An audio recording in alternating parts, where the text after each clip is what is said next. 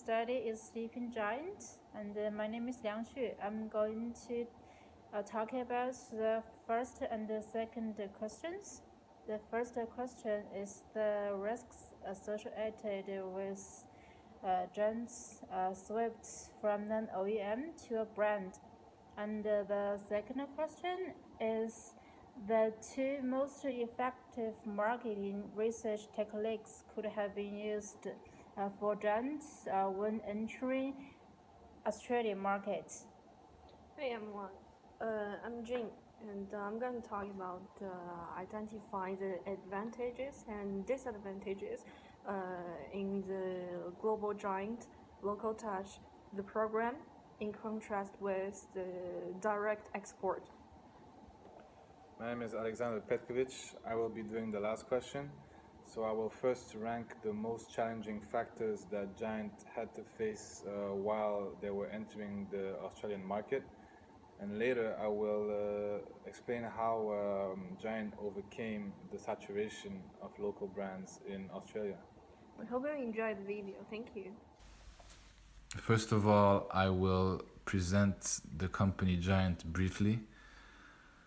Giant is a bicycle manufacturing company from Taiwan, which was established in 1972. Giant actually used to be an OEM, meaning original equipment manufacturer, for brands like Schwinn. This means that Giant was not their own brand, at least not yet. Giant made it into the Australian market by overcoming many challenges. I will talk more about them later. Giant is also the leading imported brand in Australia, which is quite impressive. And moreover, they are the largest bicycle company in the world in terms of sales revenue. For the answer of the first question, I'd like to add something in terms of internal and external perspectives. From the internal perspective, Giant gave up everything that it has been building, such as its client for whom they had been working for as an OEM, and in this case study, that was Schwinn. In 1980s, after the strike in USA, Giant became the key supplier, making more than 2/3 of Schwinn's bikes. This was a huge ratio, as we can see. But what did this ratio mean financially? It presented 75% of Giant's sales as an OEM. Yep, 75%. Not to mention other clients that Giant might have lost during the shift. So it was quite clear that losing this amount of revenue could easily lead Giant to a financial crisis. Besides, Giant also suffered from the brand image building issues back then, for there was no time for Giant to build its brand image, and this could lead to the result the brand Giant was totally new for local customers as well as those overseas customers, and this could be difficult for Giant to enter both markets. And from the internal perspective, Giant immediately became the competitor with all bicycle brands. And this process was quite turbulent because of the brand image building issues and financial crisis, as we have discussed. Besides, their goal is to take a share in the rapidly expanding $200 and above price range. The decision was probably based on the fact that Giant had been an OEM for Schwinn, but it was quite risky because the high-priced market could always be hard to entry. Meanwhile, Giant might have other issues back then, such as a financial crisis. The local market was quite a challenge to Giant shift to, because the local environment was not friendly in terms of political and economy. After 1980s, the role of Taiwan government in the economy gradually lessened because many government-owned operations which were privatized, and this act could make it more difficult for privatized corporations to find the capital.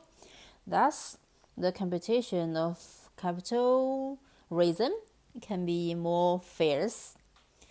And this was exactly the period that Gent decided to change from an OEM to a brand. For the second question, the two most effective international marketing research which could have been used during Gent's Australian market entry. I made my choice based on the purpose of general information collecting and the specific information collecting. For the general information collecting, I chose focus group. A focus group is a small but demographically diverse group of people and whose reactions are studied especially in market research, in guided or open discussions about a new product to determine the reaction that could be expected from the large population. Focus group allow companies to collect valuable information about the potential market acceptance of the product. And there are two key steps about this method. The first step is to form a group with about 8 to 12 people of target consumers led by a moderator. The second step is to generate information to guide the quantitative research projects, to review new product opportunities, to test out new product concepts, etc. In order to succeed in this method, we must pay attention to the three key points. The first one is the location. A professional space could be critical for blind studies in which the participants don't know what brand they are evaluating. The companies could always choose a community center, church, or school conference room. It basically means don't bring the participants in your conference room and offer them coffee.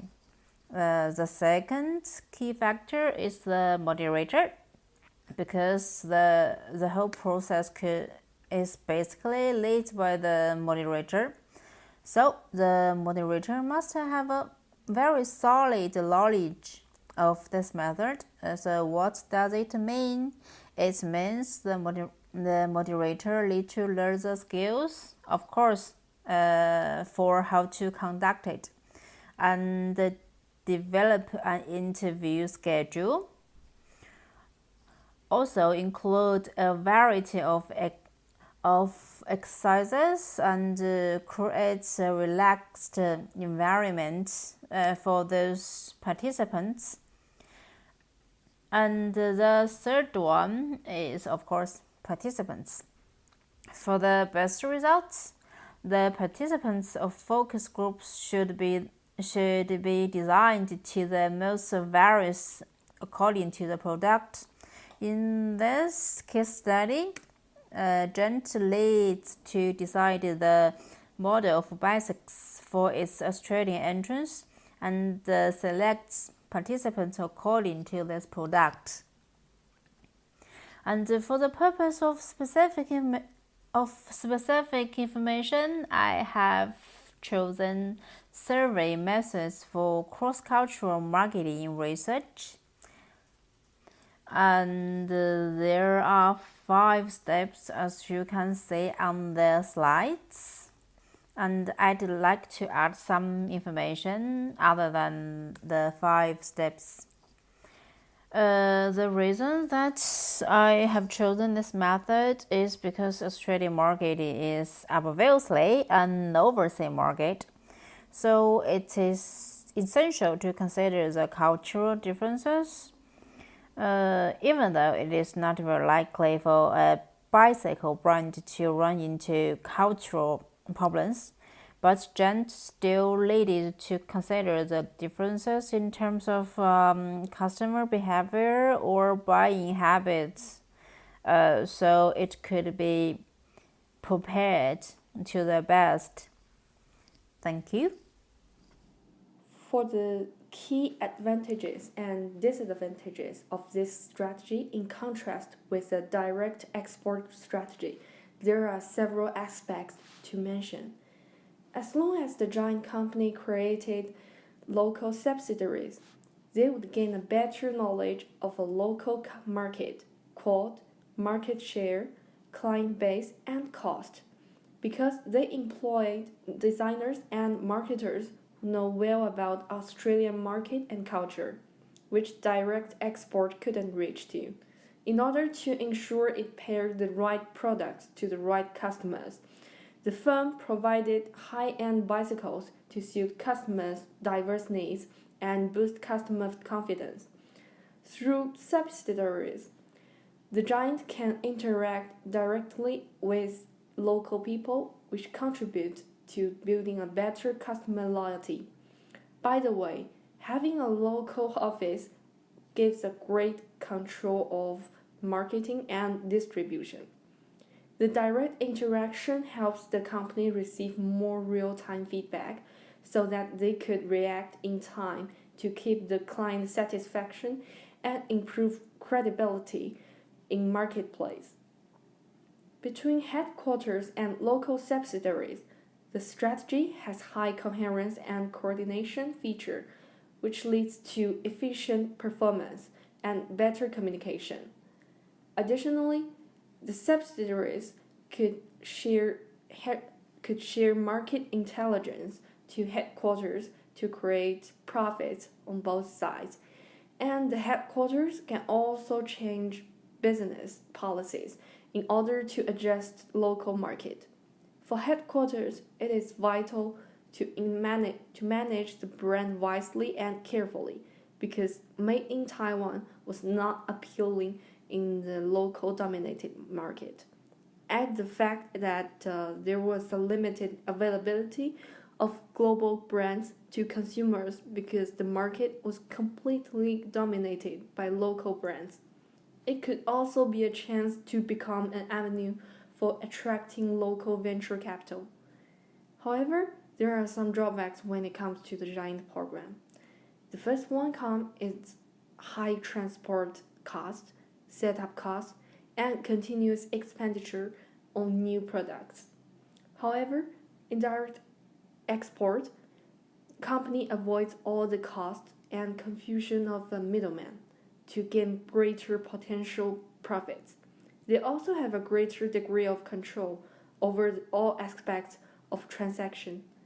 Even it is true that we know well about customer needs, there still are some risks in launching the program, such as people's willingness to consume the products, competitors' reaction when they step into market, brand popularity, and quote.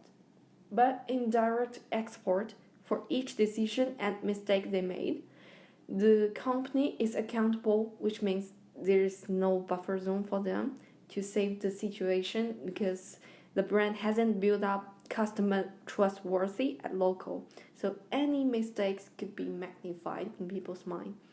This could also lead to credit risk in local market. For example, if a company enters a foreign market through a wholly owned subsidiary, it has to rely on the subsidiary to develop a distribution channel, recruit a sales force, and establish a customer base. In other words, success depends entirely on the subsidiary's execution.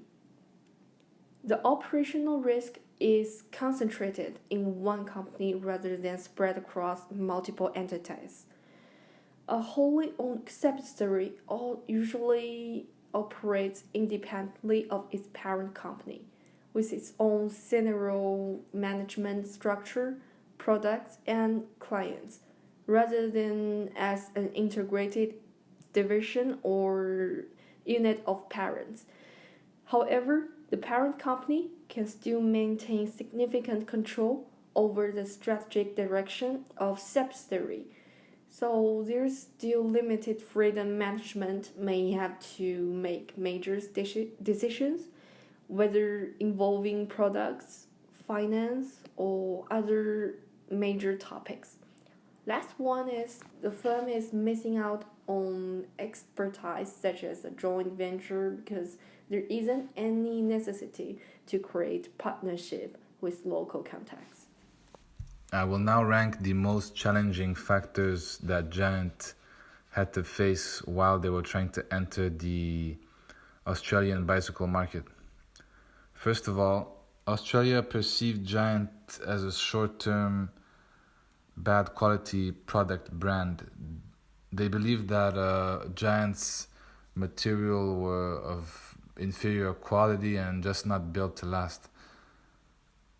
Also, the label made in Taiwan is perceived negatively, not only in Australia, by the way, in the whole world. So this led to Giant having a negative image and therefore a bad reputation from the start. Second of all, Australia was actually the first country in the world to implement a mandatory bicycle helmet law, which means that cyclists had to wear a helmet at all times. And this constraint actually led to a decrease in the number of cyclists. Moreover, the third point now, specific helmet standards had to be met. So you couldn't just wear any helmet, you had to have a specific helmet. This meant that helmet importers in Australia had to test the helmets, which cost them a lot of money. And this cost was absorbed in the unit cost of helmets that consumers would pay, which means that a normal helmet in Australia was even more expensive because of the testing. The last main challenge that Giant had to overcome was the fact that many Australians would buy their bicycles online. This meant that there was a smaller market for Giant and therefore potentially less clients. I will now explain how Giant overcame the saturation of local brands. When Giant arrived in Australia, they quickly understood that the market was simply dominated by Australian brands.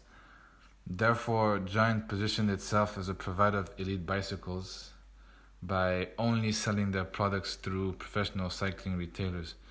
The reason why they did this is because they wanted to be perceived as a high quality and exclusive international brand. In order to boost the consumer confidence and at the same time try and alleviate the made in Taiwan negative perception that existed. Secondly, they adopted a fixed price strategy, which means that in any retailer, any professional retailer you would go to in Australia, the bicycles were the same price.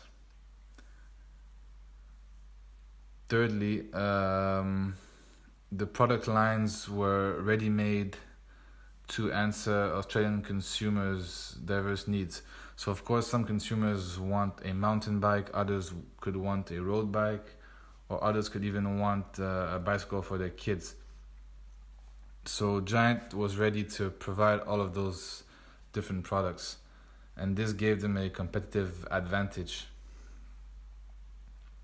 Point number 4 is the fact that Giant implemented the so-called global Giant local touch philosophy.